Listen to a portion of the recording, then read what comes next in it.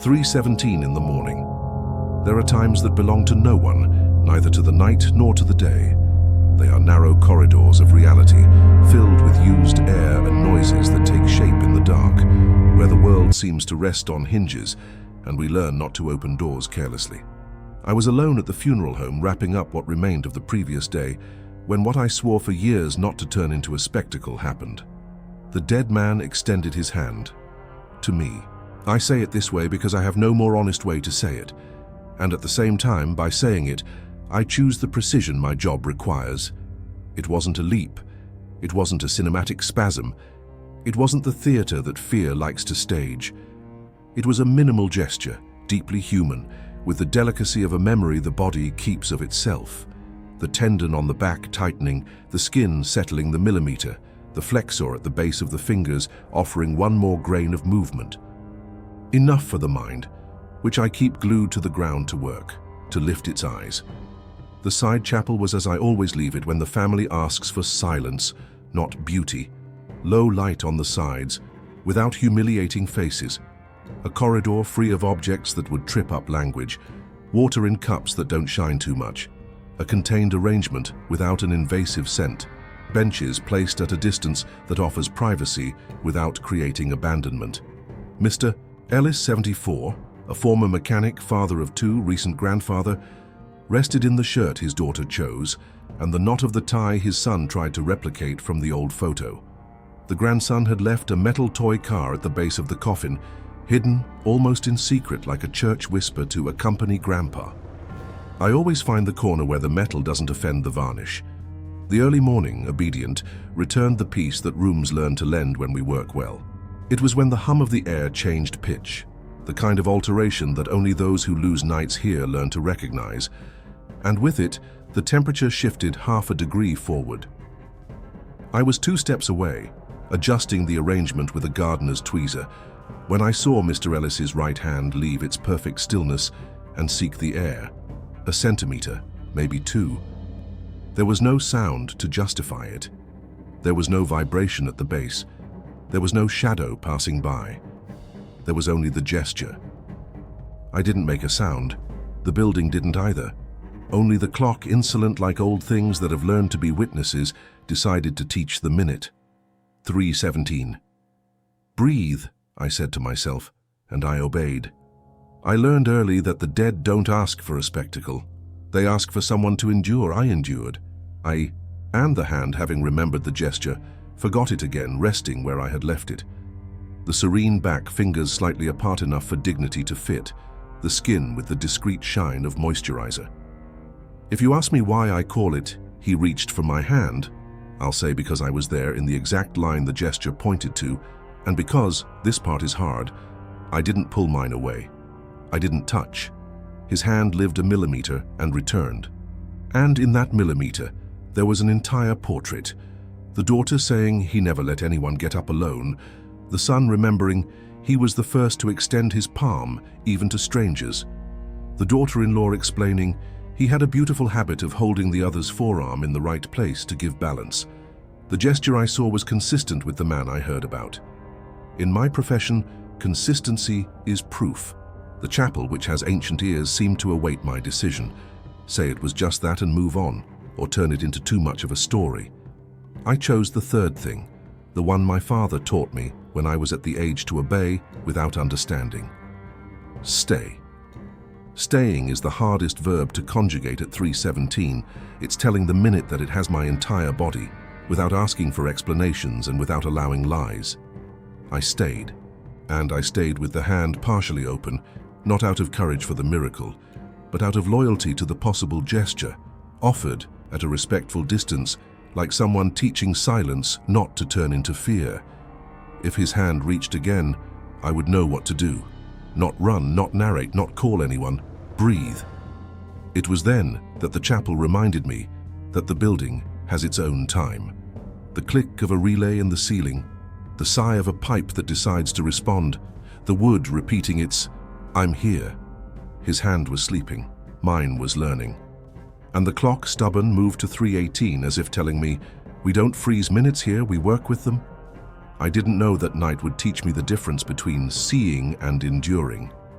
nor that the phrase I would hear most hours later would be spoken by someone who wasn't there. Thank you for staying. At the time, I just touched 2 fingers to the varnish, enough to remind my mind that the world is still the world.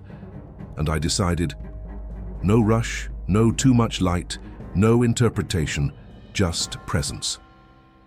What came afterward was small, and for that reason, enormous. There are things the profession teaches before you learn to name them. One of them is that the body in the right silence keeps shadows of movement, micro-discharges, fibers giving in to the end after fighting all day, pressures that equalize when the room changes its breath. Another is that the mind, when tired, creates folklore. My task every dawn is to separate discipline from delirium, without humiliating what wants to be told, without giving in to what wants to be just a legend. Mr. Ellis arrived in the late afternoon, with the whole family asking for 2 things. No exaggerations and don't rush anything. I understood immediately. Sometimes what hurts is not death. It's the speed with which everything reorganizes around it. Phones, signatures, clothes, flowers. Clocks suddenly demanding punctuality for the farewell. I did my job with the care this place demands. Clean preparation, subtlety, the small invisible engineering that returns the portrait the living can sustain. His face carried the honesty of someone who fixed more things than he broke, and his hands, finally at rest, told the story. The fingers with calluses on the right spots, nails that had been criticized at Sunday lunch for being darkened by grease. The chapel passed the night without incident. No electric candles flickering where they shouldn't, no arrangement tilting beyond what was acceptable, no bench complaining without reason. And then at 3:17 the hand responded, not to my presence, I dare say, but to the presence of something I can't name, although I know how to handle it. The moment. Was it a contraction? The right question, with the right answer. The body doesn't turn to stone instantly. There are circuits that persist. There is residual electricity. There's a chance a minimal gesture can complete itself. I teach this to apprentices with technical coldness without turning physiological phenomena into ghosts. But honesty demands the second paragraph, direction. That hand didn't just flex in a spasm, it chose a direction. It came toward me, at the height of a handshake that neither pushes nor pulls. Hold. I sat on the side bench, and this choice is all I can claim as wisdom. Sitting is not surrender, it's preparation. Standing, the head commands. Sitting, the chest takes over. The building, with the manners of ancient structures, returned only what was necessary to keep me in the language of the world. A click of a relay, the cooling, changing pace, a wooden panel reminding me that life exists in the screws. The rest was air, in the right rhythm. The grandson's toy car at the base seemed to have changed its angle. Maybe my hand, earlier, while adjusting the flower, pushed it a millimeter. I straightened it, not out of superstition but by method. When the symbol is straightened, the mind consciously accepts it's working with the concrete. I touched 2 fingers to the varnish, not as a spiritual password, but as a caretaker's greeting to the room. We're here. His hand was sleeping, but the portrait the family made throughout the entire afternoon was still alive inside me. He didn't let anyone get up alone, said the daughter, with that beautiful mix of accusation and affection children reserve for the type of father who arrives before being called. He'd extend his hand to strangers, said a neighbor. The kind of man who'd learn the cashier's name at the store and then never forget it. He held the right forearm, added the son, neither weak nor strong, the exact grip.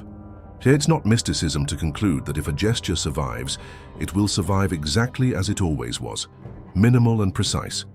I stayed with the hand open at a distance that wouldn't offend, not because I thought it would be held, but because I thought the world deserved the offer. It's a small ritual I learned late. Open the hand in silence as if asking, "Do you need it?" and wait for the room to respond with nothing, which is often the best answer. The air for 2 or 3 seconds seemed to learn this language, and I, ashamed of myself, asked inside, if he asked, would I hold it?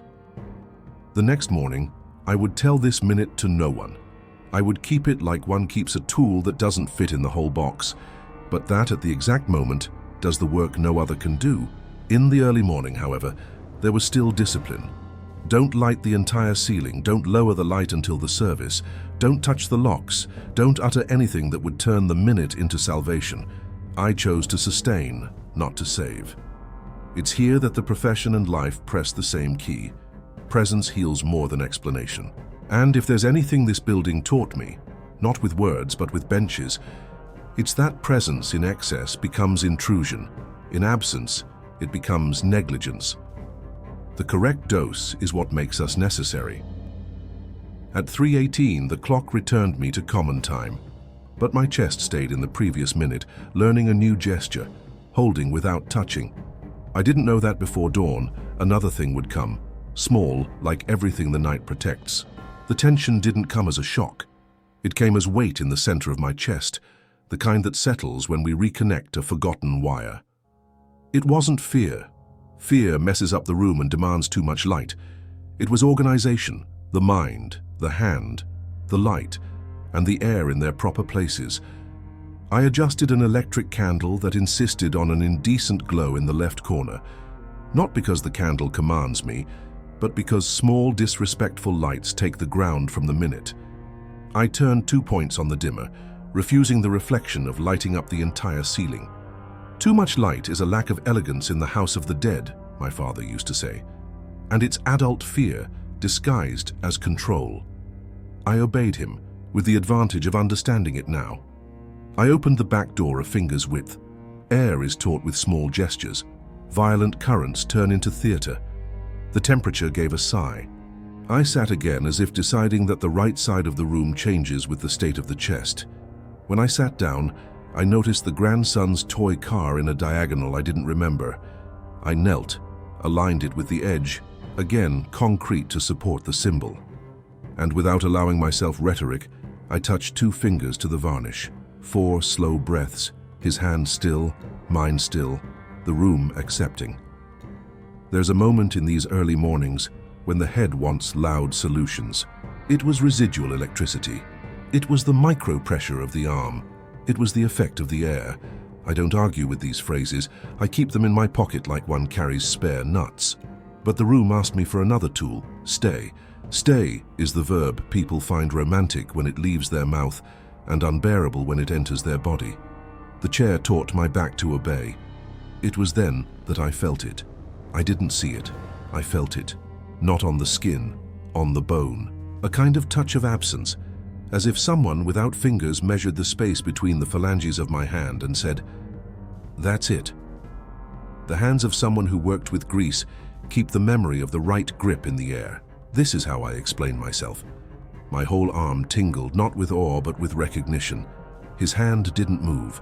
Mine, unable to lie to myself, realized that it had been, how can I say, held from a distance. I didn't tell anyone at the time. The building recommended silence. The clock turned 3:20.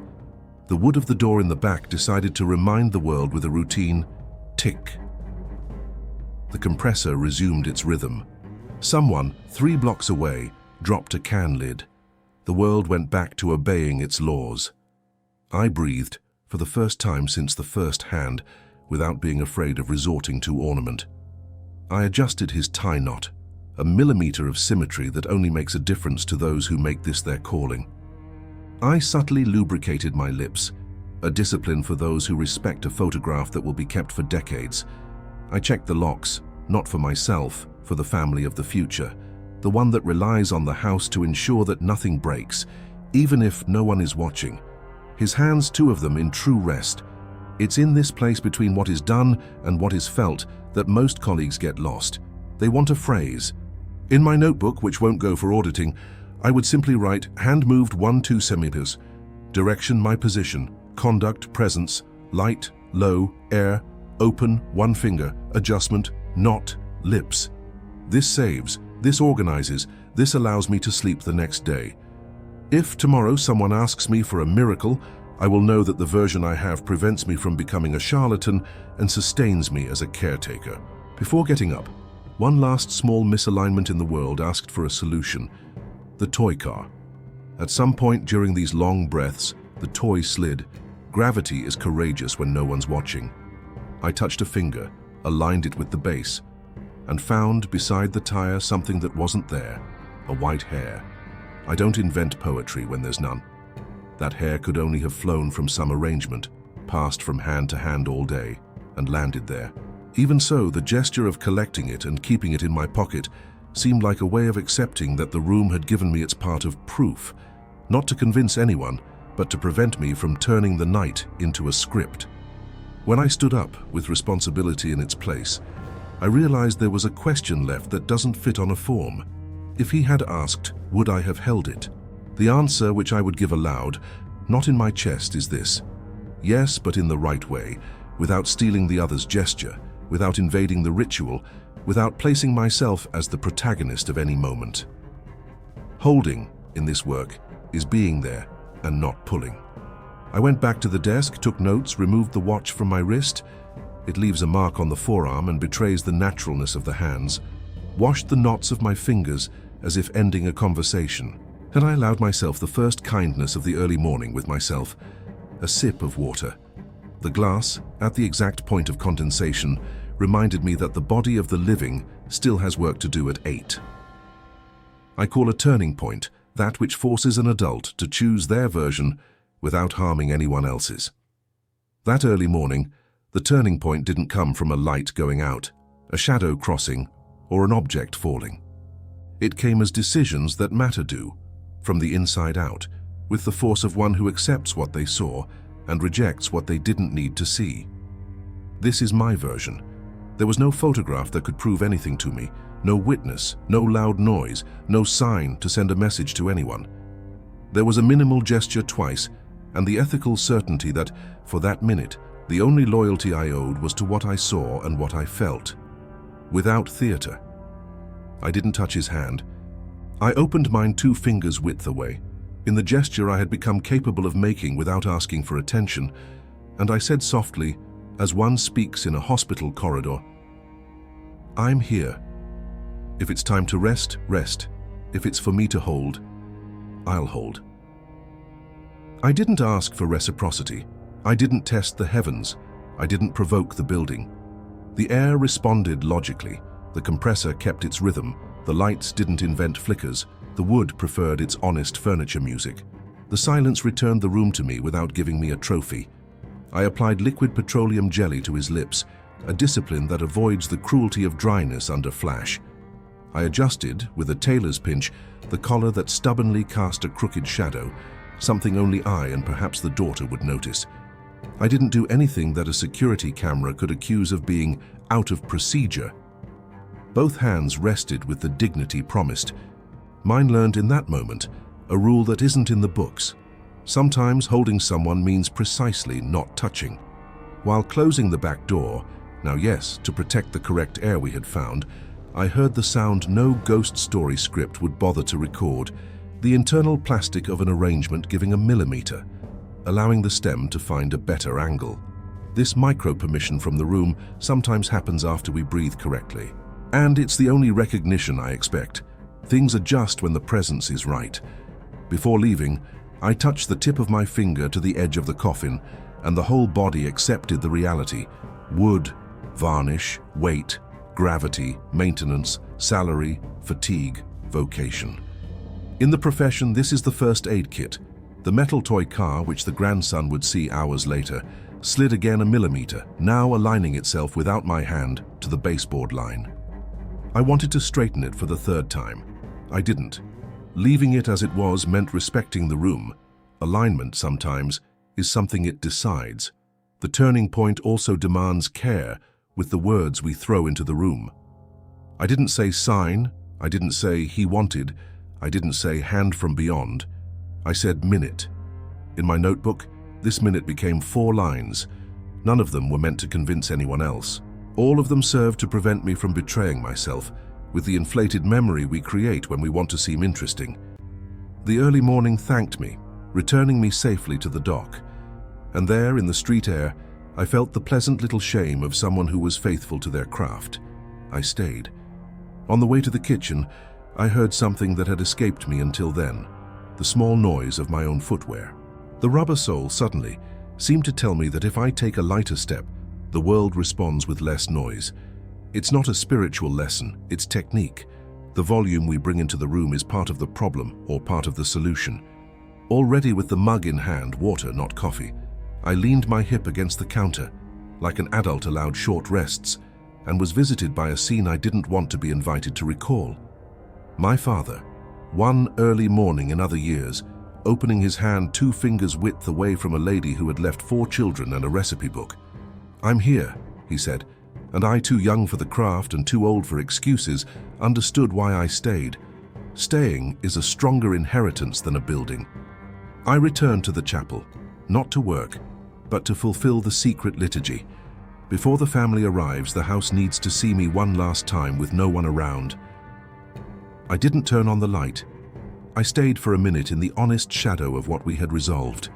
His hand was still, mine now fitting entirely in my pocket, resting. Sometimes the turning point is this, to collect the gesture and not carry it hanging like a flag. The climax didn't happen at 3:17. It happened at 9:02 when the family entered with the right name. Every room changes temperature when the living cross the door carrying the exact weight of what they came to find. No more, no less. The daughter, the one with the shirt, touched 2 fingers to the edge and said good morning to her father, with the kind of humor that saves the living from disrespect without falling into sentimentality. The son gently adjusted the tie knot.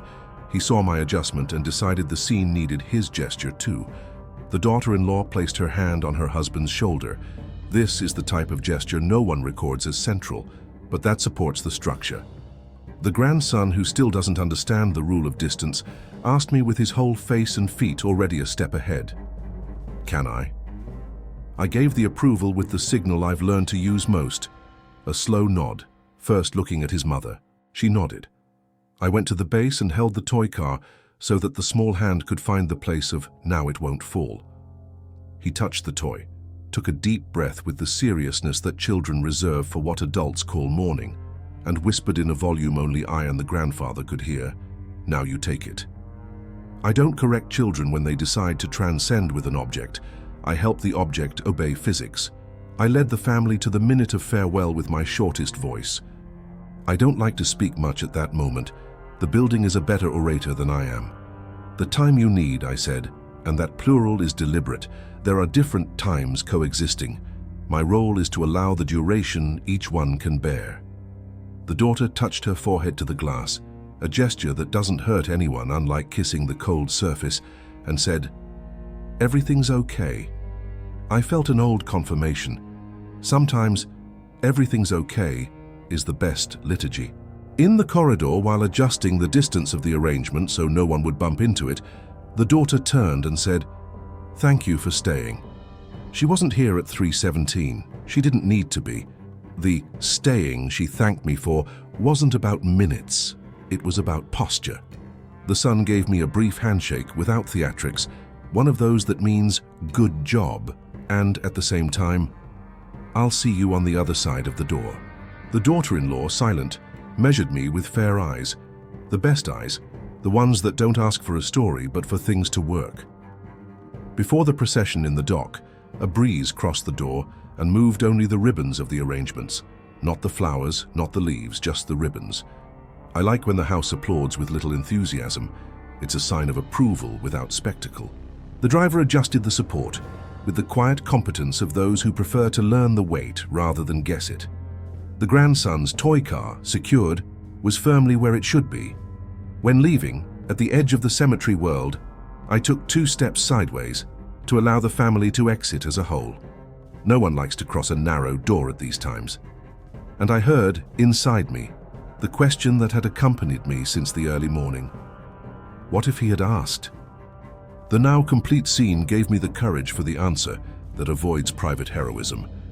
I would have held it the right way, without taking the gesture for myself, without promising anything, without stealing the scene from the living. There's a difference between holding out of vanity and holding out of duty. In doubt, I choose duty. In the cemetery, the earth has its own time. I don't bring the minute there. I only carry the care that's left here. And while the ceremony took place, I returned to myself the discipline of not saying the phrase that ruins every farewell. I have a story to tell. I don't have one. I have a well-done procedure and a minimal gesture that decided to make me a witness, not a preacher. When I returned, the room smelled of tired flowers, a sign to open the back door for 5 minutes, renew the air, gather up the mass program, check for forgotten glasses. On the floor under the bench, the white hair I had kept in my pocket yesterday had a pair. A second, shorter one. I didn't pick it up. I left it. The building sometimes wants discrete memories in place. My job isn't to take everything away. It's to leave nothing outside of what can be carried. I turned off the light last, following the order that restores me. Left side, right side, hallway, kitchen, office. And I wrote in the notebook the line that keeps me an adult. At 3:17 the hand reached. At 9:02 the living arrived. Between one and the other, I stayed. The climax is not what happened. It's what we sustained without breaking. If they ask for proof, I offer procedure. If they ask for meaning, I offer presence. If they ask for a spectacle, I offer a closed door. The dead man reached for my hand is not the promise of a myth. It's the confession of a minimal gesture that, had I run, laughed, or narrated too loudly, would have turned into cheap folklore or intimate shame. I preferred to stay. I preferred to accept that sometimes the body politely finishes a movement that defined the person their whole life, to reach. Since that early morning when the clock decides to play with 3:17 and I'm still standing in the chapel, I've made a discipline that doesn't go into any manual. I open my hand 2 centimeters away and say softly, I'm here. I don't provoke, I don't call, I don't promise. I offer. Almost always, the world responds with nothing, and nothing at those times is a silent blessing. Occasionally nothing has texture, an air that shifts, a noise that organizes itself, a toy car that aligns, and that's enough. The building taught me an ethic I wish were fashionable, not turning care into content. What sustains those who enter through this door is not my ability to tell stories, but my discipline to prevent the pain of others from becoming the stage for my ego. The gesture I saw could fit in 30 seconds of video with a soundtrack and a shock, and it would destroy the only thing that mattered that early morning: respect. I don't know if you believe in things. I work to ensure that, believing or not, families cross their farewells in peace. If something happens along the way, on a millimeter, a thunk, a strand of hair that meets the toy car, my role is to keep the minute breathable. It's the only superstition I allow myself, that the real, treated with attention, returns more life than any fantasy. While I write this in the notebook only I read, I think about the question the night left me, and that I want to pass on to you, without urgency, without an audience. If you were alone in a chapel and a hand that no longer needs anything moved 1 centimeter toward you, what would you do? Touch it? Pull back? Pray? Run? Stay? I learned that staying is not a lack of action. It's action in the right dose. Staying with the hand open without taking the gesture for yourself, without stealing anyone else's ritual, without promising explanations that don't belong to the room, it's the most honest way I know to accompany. If you've made it this far, comment with the keyword stay and tell me, what minimal gesture for you defines someone to the point of withstanding the minutes? For some, it's extending the hand. For others, it's straightening small things no one straightens. For some, it's offering a glass of water, without asking if they want it. For me today, it's opening the hand and holding the minute, without turning any of this into a show.